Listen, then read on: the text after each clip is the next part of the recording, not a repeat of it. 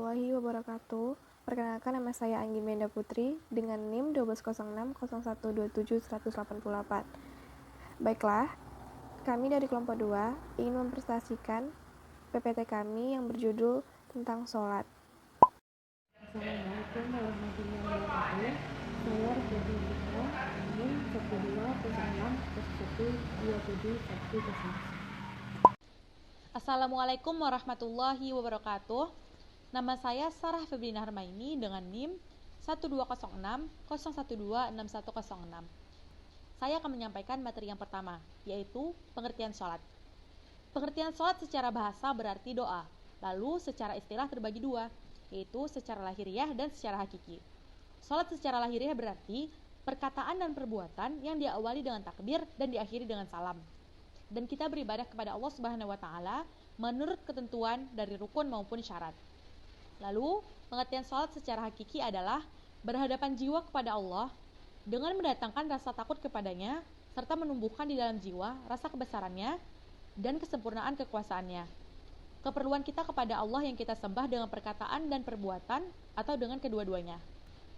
Lanjut, yang kedua adalah hikmah sholat. Ada banyak sekali hikmah sholat, diantaranya yang pertama, sholat merupakan pengingat bagi kita akan kerendahan kita di hadapan Allah. Lalu yang kedua, sholat menyadarkan kita bahwa pada hakikatnya tiada yang mampu memberikan pertolongan kepada kita selain Allah. Lalu yang ketiga, sebagai media komunikasi seorang hamba dengan Tuhannya. Lalu yang keempat, sebagai bukti ketaatan dan kecintaan seorang hamba Allah. Lalu yang kelima, untuk membentuk kedisiplinan terhadap ketentuan waktu sholat. Lalu yang keenam, untuk membentuk kepasrahan total setiap saat. Lalu yang ketujuh, melatih istiqomah dalam rangka menuju ketaatan dan keikhlasan yang sempurna. Lalu yang ke-8, membentuk kesadaran diri bahwa amal sholatlah yang pertama kali dihisab oleh Allah. Lalu yang ke-9, meningkatkan kesehatan diri dengan seluruh gerakan sholat yang diiringi dengan gerakan yang tumakninah. Lalu yang ke-10, memantapkan keyakinan diri dengan jalan sabar dan sholatlah seorang mukmin meminta tolong kepada Allah. Lalu yang ke-11, membentuk kejujuran dan kebersamaan menuju ridha Allah semata. Lalu yang ke-12, tercipta persaudaraan dan rasa tolong-menolong serta menghargai sesama yang diikat oleh iman. Lalu yang B, syarat dan rukun sholat. Terdapat dua syarat sholat. Yang pertama, syarat wajib. Syarat wajib adalah syarat-syarat di mana seseorang harus atau berkewajiban untuk melakukan sholat. Syarat yang pertama, beragama Islam. Yang kedua, balik. Yang ketiga, berakal sehat. Berakal sehat di sini adalah tidak dalam keadaan gila atau kehilangan akal. Orang yang gila atau mabuk yang menyebabkan hilangnya akal, mereka tidak diwajibkan untuk sholat. Seperti yang dijelaskan oleh Allah dalam Al-Quran surat An-Nisa ayat 43. Ya ayyuhalladzina amanu la taqrabus sholata wa antum sukara hatta ta'lamu ma taqulun. Yang artinya, hai orang-orang beriman, janganlah kamu mendekati sholat sedangkan kamu dalam keadaan mabuk, sehingga kamu mengerti apa yang kamu ucapkan. Lalu yang keempat, mumayyiz. Mumayyiz ini artinya mampu membedakan antara yang baik dengan yang buruk, dan yang benar dengan yang salah, serta yang halal dengan yang haram. Lalu selanjutnya, syarat sah sholat. Syarat sah sholat adalah sesuatu yang mana sebelum sholat harus terpenuhi terlebih dahulu. Yang pertama, suci dari hadas, baik hadas kecil maupun hadas besar. Hadas kecil ini adalah segala sesuatu yang membatalkan wudhu, seperti kentut, buang air kecil, dan buang air besar. Adapun hadas besar adalah ketika mimpi basah atau junub, haid, nifas, dan setelah melahirkan. Dan untuk mensucikannya adalah dengan mandi junub. Lalu yang kedua, suci seluruh anggota badan, pakaian, dan tempat dari najis. Seperti yang dijelaskan dalam surat Al-Mudaththir ayat 4. Wa thiyabaka fatahhir, yang artinya, dan pakaianmu bersihkanlah. Lalu yang ketiga, menutup aurat. Bagi laki-laki, aurat wajibnya adalah antara pusar dan dua lutut kaki. Sedangkan bagi perempuan auratnya adalah seluruh anggota badan kecuali wajah dan dua belah telapak tangan. Lalu yang keempat, masuk waktu sholat. Ini sudah ditentukan pada waktu sholat di wilayah negara masing-masing. Lalu yang terakhir, menghadap kiblat. Baiklah, saya Anggi Melinda Putri akan melanjutkan presentasi dari Sarah Febriani. Yang kedua, rukun sholat.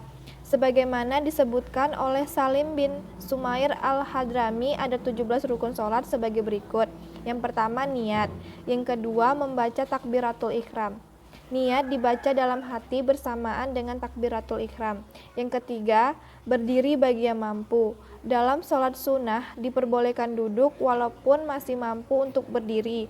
Yang keempat, membaca surah Al-Fatihah. Yang kelima, ruku.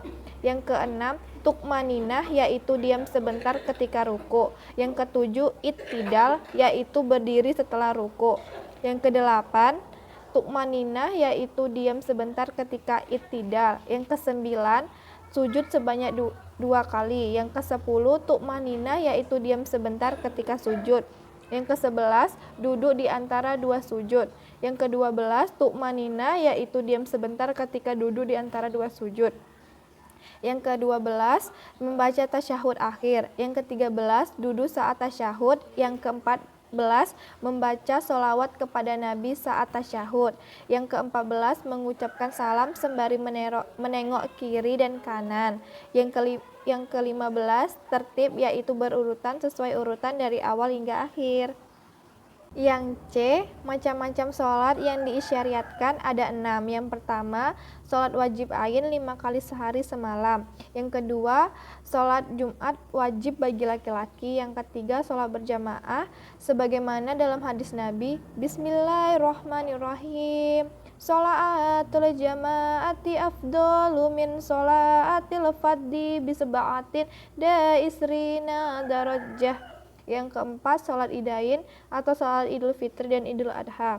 Yang kelima, sholat janazah. Yang keenam, sholat sunat, diantaranya sholat rawatib, sholat duha, dan sholat tahiyatul masjid dan sholat tahajud.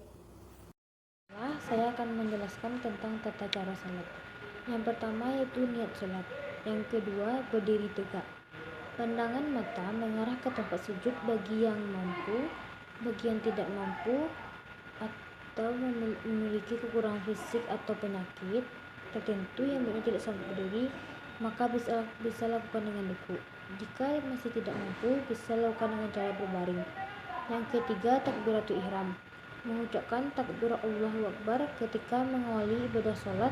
Angkat kedua tangan sejajar dengan pundak atau telinga. Hadapkan telapak tangan ke arah kiblat. Ucapkan Allahu Akbar. Bersedekap dengan meletakkan telapak tangan kanan di atas telapak tangan kiri atau di atas pergelangan lengan tangan kiri. Yang ketiga, membaca doa iftitah pada rakaat pertama. Yang kedua, membaca surah Al-Fatihah dan surat Al-Quran atau surat pendek. Yang kelima, ruku. Ruku dengan meletakkan kedua tangan sejajar pundak atau telinga. Ucapkan Allahu Akbar sambil bergerak turun. Letakkan telapak tangan di lutut dengan posisi mengucapkan jari mencengkam, jari-jari didenggangkan dan siku dibentangkan. Punggung lurus, kepala lurus dengan punggung.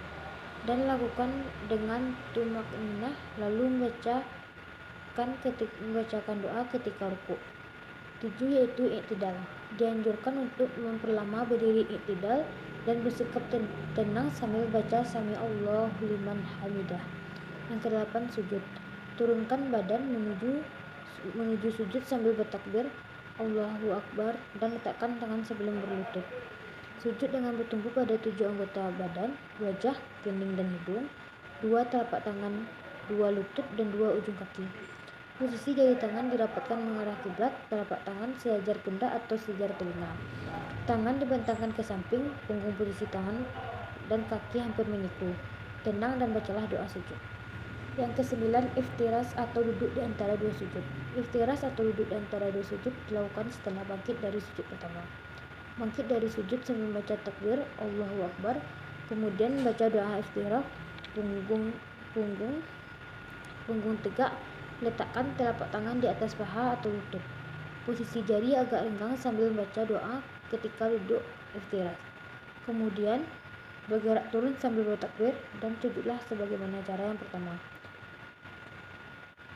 Bangkit dari sujud tanpa membaca takbir, lakukan duduk istirahat sejenak dengan posisi duduk iftiras. Kemudian berdiri ke rakaat berikutnya dengan bertumpu pada kedua telapak tangan sambil bertakbir, berdiri sempurna dan langsung sedekap, lakukan seperti Anda yang lakukan pada rakaat sebelumnya. Yang ke-10 yaitu duduk tasyahud awal. Setelah Anda mendapatkan 2 rakaat, bertakbir kemudian duduk tasyahud awal. Duduk iftirash, letakkan telapak tangan di atas paha atau lutut, posisi jari agak renggang, acungkan jari telunjuk tangan kanan, lalu baca doa tasyahud awal. Dianjurkan untuk tambah dengan bacaan sholawat. Setelah selesai, bangkit dengan membaca Allahu Akbar, dan setelah sempurna berdiri, angkatlah kedua tangan dan bersedekaplah. Yang ke-11 duduk tasyahud akhir. Setelah di rakaat terakhir, duduk tasyahud akhir dengan posisi tawaruk, posisi tangan di atas paha, acungkan telunjuk tangan kanan, bacalah tasyahud akhir dan salam. Yang ke-12 salam. Menoleh ke kanan sambil kelihatan pipi kanan dari belakang, dan salam ke kiri sambil kelihatan pipi kiri dari belakang. Baca istighfar dan lanjutkan berzikir. Selanjutnya materi berikut dijelaskan dan dilanjutkan oleh Yang E, hal-hal yang membatalkan sholat. Ada 12, yang pertama berbicara ketika sholat, yang kedua tertawa, yang ketiga makan dan minum, yang keempat berjalan tanpa adanya keperluan, yang kelima tersingkapnya aurat, yang keenam memalingkan badan dari kiblat, yang ketujuh menambah rukun-rukun sholat, yang kedelapan mendahului imam dengan sengaja, yang kesembilan keluar hadas besar dan hadas kecil, yang ke-10 murtad, gila, hilang akal, yang ke-11 meninggalkan salah satu rukun sholat, yang ke-12 mengucapkan salam sebelum menyelesaikan sholat. Setelah hanya ini yang dapat kami sampaikan, lebih dan kurang kami mohon maaf. Wassalamualaikum warahmatullahi wabarakatuh.